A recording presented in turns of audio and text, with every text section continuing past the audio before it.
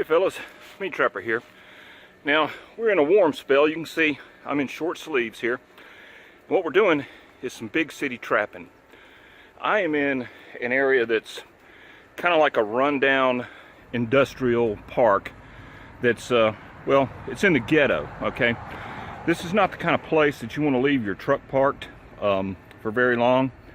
It's not the kind of place you want to be after dark.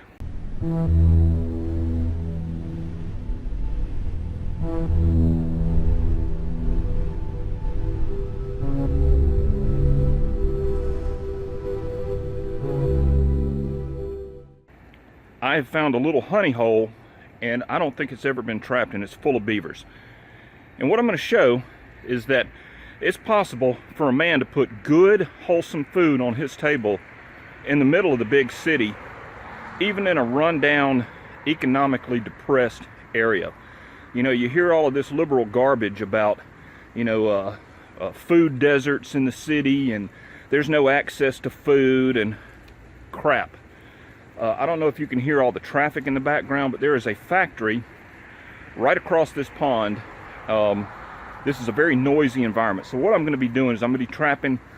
Since I don't want to shoot a gun in here, I'm going to have to use conibears. I'm using 330s and 220s today.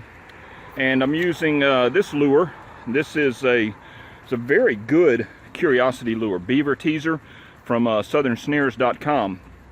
I really am liking this lure because, you know, we're not in caster aggression season yet. And you can actually have detrimental effects using a heavy caster lure in a shoulder season. Now, I know you guys up north are heavy and hard into it, but down here, not so much. This is a great lure for the shoulder seasons, and so that's what I'm going to be using today. I'm doing some caster mounds. I'm doing some swim-through sets.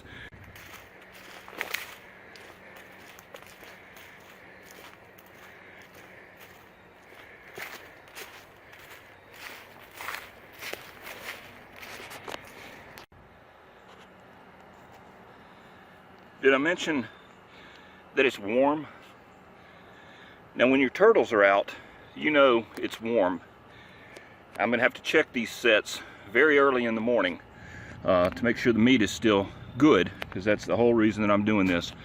But when you see turtles out, they're gonna be swimming the same runs that the beavers are. And so if you were to set 330s in underwater beaver runs, you have a very good chance that this little fella is going to plug your set up. Those are like water possums as far as beaver trappers are concerned. So we're going to see if we can avoid him. And what we've got here is our little pond, and you can see that's a very, very well used trail coming up out of the water. What it's doing is coming across. Now look at this. It's going right under there. That is a perfect set. And it's going down into that little creek over there. And you can see just how close we are to these industrial park buildings. Now, if you'll notice how tight that neck down is, that would be an area where I would use a 220. Let me show you how I'm going to do that. Now notice that I've made the trap fit the location. If I were sitting down in the water, I would use a 330. If I were sitting in the middle of the trail, I'd use a bigger trap. But that little natural neck down right there is begging for a 220. So I'm picking the trap based on the location, not forcing the beaver down into a little trap, and that's critical. Next thing, notice how I've got the 220 up off the ground a few inches. I don't want that beaver, if he's a big one, I don't want him to have to duck down to get through it.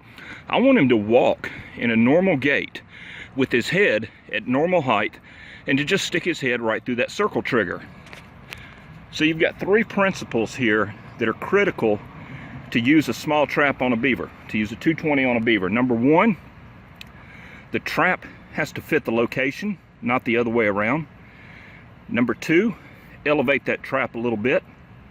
Number three, use a circle trigger. And trust me, those things work like gangbusters. The final step is to just blend it in a little bit.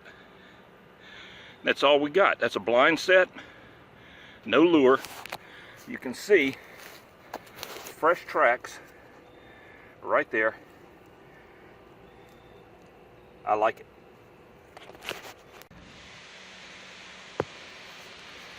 There's another set, 330 on a stabilizer, fenced in just a little bit. They were already using this trail. Blend it in just a little bit. Got my lure stick right there. Flick a little bit of the beaver teaser all around right in there. Fast, simple, and hopefully effective. What I've got here is just a little swim through set. The beaver teaser is up on top there. That is an MB-1216 with the circle trigger on it. That is a 16-inch wide trap. That's because this particular set had a wide opening. So once again, what I'm showing is that I'm fitting the trap to the location, not trying to arrange a location to fit the trap. I'm letting the beavers show me where they're swimming, where they're walking, where they're feeding, and I'm putting the right trap in the right spot and not trying to force it. And that's critical because on this little pond here, I've got 220s, 330s, and MB-1216s. So I've got everything from traps that people say are too little to the right trap to traps that people say are too big. But it all depends on the location. So I've got 6 sets out here. We'll check it in the morning and see if we have any luck. I sure hope so, because I need the meat.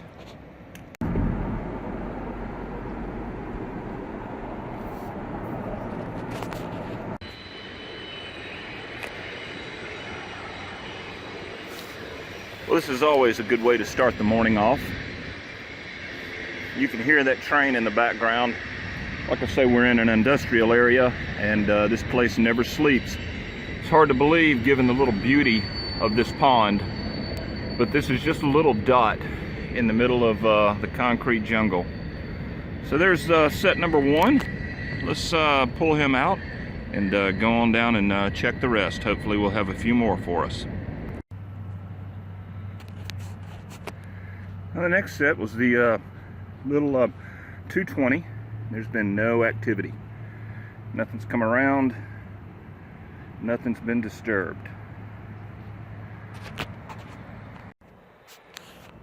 Okay, next set. There was obviously some action here. That's where the trap was. So let me, I see him. Good size one. He's down under the water. Let me go get him. Whew, man, that's a backbreaker right there, buddy. It's gonna be a long tote back to the truck. It's a 330, and his head fills it. Look at that.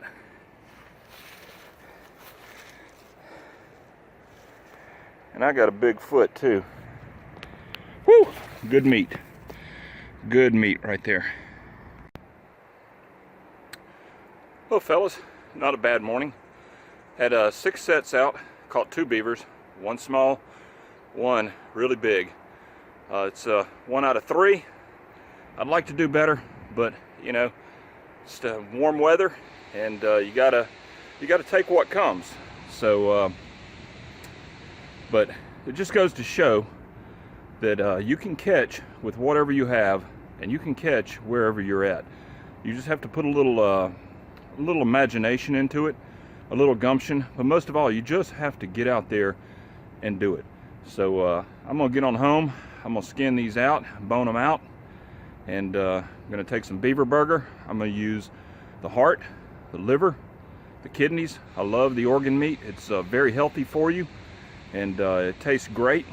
It's one of my priorities this year is to use as much of the animal as possible, and time to break out the Meat Trapper Skinner. If you're looking for a great hand-forged, custom-made skinning knife, check out meattrapper.com. Go to available knives. I've got some really beautiful specimens left. It'd make great Christmas gifts, and they're hand forged by Mr. Mark Hatchett here in Alabama, and it's my design. I like it. Thanks for watching, and we'll see you next time.